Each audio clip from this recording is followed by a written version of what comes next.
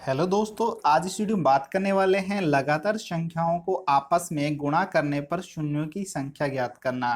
दोस्तों, यहां से आपके राजस्थान पुलिस में और आपके रेलवे में एक नंबर का क्वेश्चन आराम से देखने को मिल जाता है। अगर दोस्तों आपने ये वीडियो स्टार्टिंग से लेकर लास्ट तक देखी तो आराम से आपका एक नंबर पक्का हो जाना है, आपसे वादा है। बहुत इजी तरीका है, आपके लिए लेके आऊँ स्पेशल। ठीक है, इसको पूरा देखना बिना स्किप किए, तभी आपको समझ में आएगा, अन्यथा आप कहीं ना कहीं मिस्टेक कर जाओगे। ठीक है, सारे क्वेश्चन इंटरेस्टिंग क्वेश्चन है, आपकी एसएससी के लिए भी इम्पोर्टेंट है, हर किसी के लिए इम्पोर्टेंट है। तो पहला क्वेश्चन जैसे आता है इसमें, 1 से 100 तक की संख्याओं को आपस में गुणा करने पर शून्यों की संख्या क्या होगी। दोस्तों, इस प्रकार के क्वेश्चन को हम किस प्रकार सोल्व करेंगे कि इसका मतलब, पहले क्वेश्चन को समझ लेते हैं। इसका मतलब क्या होगा कि 1 से 100 तक की संख्याओं को आपस में, इसका मतलब ये हो गया 1 से 100 तक संख्या, जैसे 1 2 3 4 इसी प्रकार आगे 100 तक। तो इनको आपस में गुणा करने पर, इनको आपस में गुणा करेंगे, इनको आपस में गुणा करेंगे। ठीक है, तो इनको आपस में जब गुणा करेंगे तो जब आपने शून्य आएगी तो वो संख्या बताना है कितनी बार शून्य आया। जैसे कि हम 2 को 5 से गुणा करते हैं, 2 पंजू 10, तो यहाँ आपका एक शून्य आ रहा है। ठीक है, इसी प्रकार 5 को 4 से गुणा करते हैं, 5 चौक 20, यहाँ भी एक शून्य आ रहा है। जैसे 10 को आपने कर दिया 1 से गुणा, तो यहाँ कितना आ रहा है दोस्तों, यहाँ 10 आ रहा है, तो ये भी यहाँ शून्य आ रहा है। तो इसी प्रकार हमें शून्य की संख्या ज्ञात करनी है। दोस्तों, अब एक एक करके करोगे तो आपका 1 से 2 घंटा आराम से वेस्ट हो जाएगा, 100 तक तक पहुंचोगे तो इतने आराम से आपका एग्जाम फिनिश हो जाएगा। ठीक है, तो एक ही क्वेश्चन कर पाओगे अगर इस तरीके से करोगे। तो हमें इस तरीके से नहीं करना, हमें शॉर्ट तरीका अपनाना है। शॉर्ट तरीका क्या है दोस्तों, वो है कि जैसे कि 100 है तो 100 के अंदर हमें लगाना है 5 का भाग, और 5 का भाग लगाते हैं, कितना आ जाएगा दोस्तों, 20। अब जो 20 आया है उसके अंदर फिर से हमें 5 का भाग लगाना है, और ये भागफल तब तक लगाते जाना है जब तक हमारा भागफल 5 से कम ना आ जाए। तो हम इसके अंदर भाग लगाते हैं, कितना आ जाएगा दोस्तों, 4 आ गया। तो 4 के अंदर अगर हम 5 का भाग लगाते हैं तो पूरा पूरा भाग नहीं जा पाएगा। तो अपना जो 4 है, तो ये जो 4 और जो ये 20 आया है, इन दोनों को जोड़ देंगे।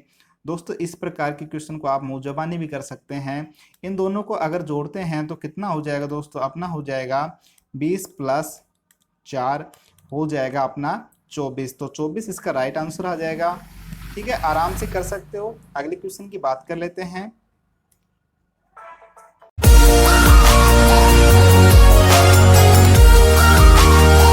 नेक्स्ट क्वेश्चन दोस्तों अपना ये है कि 1 से 200 तक की विषम संख्याओं का गुणा करने पर शून्य की संख्या क्या होगी। दोस्तों, अधिकांश स्टूडेंट इसको समझने की गलती कर जाते हैं। अधिकांश स्टूडेंट वही फॉलो करते हैं कि 200 के अंदर 5 का भाग लगाना है, ये आ जाएगा अपना 40, 40 के अंदर 5 का भाग लगाया, ये आ गया 8, और 8 के अंदर 5 का भाग लगाया और ये आ जाएगा 1। दोस्तों, इस प्रकार नहीं करना है, क्योंकि यहाँ दोस्तों आपको पता है कि यहाँ दे रखा है विषम संख्या। आपने क्वेश्चन अच्छी तरीके से पढ़ा होगा, तो विषम संख्या, और विषम संख्या आपको पता है क्या होती है, 1 3 5 7 इस प्रकार की, है ना, ये विषम संख्या होती आपको पता है। तो जीरो कब आएगा दोस्तों, हमसे शून्य की संख्या पूछिए, शून्य कब आएगा, जीरो कब आएगा, जब 5 को किसी सम संख्या के साथ गुणा करना हो। किसी सम संख्या के साथ गुणा करें, जैसे 2 के साथ, 4 के साथ, तब तो जीरो आ सकता है। बट इसमें क्या बोल रहा है, इसमें ये बोल रहा है कि विषम संख्याओं का गुणा करने पर। तो इसका मतलब ये हो गया कि 5 को विषम संख्या के साथ ही गुणा करना है, और जो भी संख्या सभी को विषम संख्या के साथ ही गुणा करना है। तो विषम संख्या के साथ गुणा करेंगे, जैसे 5 को 1 के साथ गुणा करते हैं तो कितना आएगा, 5 आएगा। 5 को 3 के साथ गुणा करते हैं तो कितना आ जाएगा, 15। तो यहाँ भी 5 आ रहा है, यहाँ भी 5 आ रहा है। इसी प्रकार किसी विषम संख्या से गुणा करेंगे तो आपका जीरो नहीं आएगा। तो इसका आंसर क्या हो जाएगा दोस्तों, जीरो ही बस।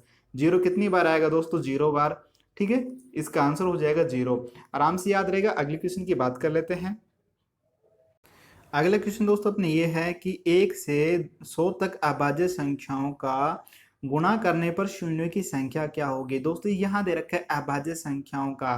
दोस्तों, यहाँ भी आपको ध्यान देना है, अभाज्य संख्या कौन कौन सी होती है दोस्तों, 2 से स्टार्ट होती है, 2 3 5 7, जिसमें खुद के अलावा और एक के अलावा किसी का भाग ना जाए, वो अभाज्य संख्या होगी। तो दोस्तों, इसमें भी आंसर क्या होगा आपका, इसमें आंसर आपका 1 होगा। वो किस प्रकार होगा दोस्तों, जैसे कि आपको पता है कि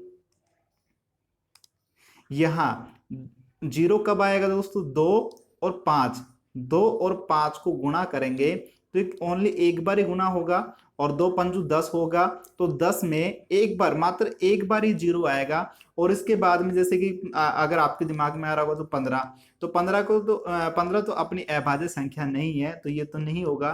तो अपना 2 पंचू 10 और एक बार आएगा जीरो, तो इसका आंसर हो जाएगा दोस्तों 1।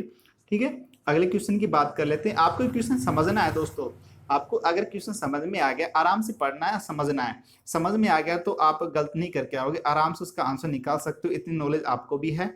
वीडियो अच्छी लग रही है तो प्लीज इसको लाइक जरूर करना। अगले क्वेश्चन की बात कर लेते हैं दोस्तों। अगला क्वेश्चन अपना है कि 1 से 500 तक की संख्याओं को आपस में गुणा करने पर शून्यों की संख्या क्या होगी।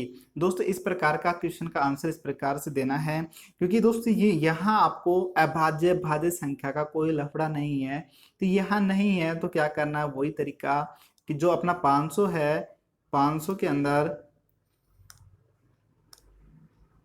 500 के अंदर वही 5 का भाग लगाएंगे, तो 5 का भाग लगाएंगे कितना आ जाएगा दोस्तों, अपना आ जाएगा 100। ठीक है, ये 100 आ गया। अब 100 के अंदर कितना का भाग लगाएंगे, 100 के अंदर फिर से 5 का भाग लगाएंगे, तब तक लगाएंगे जब तक अपनी संख्या 5 से छोटी ना आ जाए। अब इसमें 5 का भाग लगाया कितना है दोस्तों, 20 आ गया। ठीक है, अब इसके अंदर फिर से 5 का भाग लगाएंगे, कितना आ जाएगा दोस्तों, 4 आ जाएगा।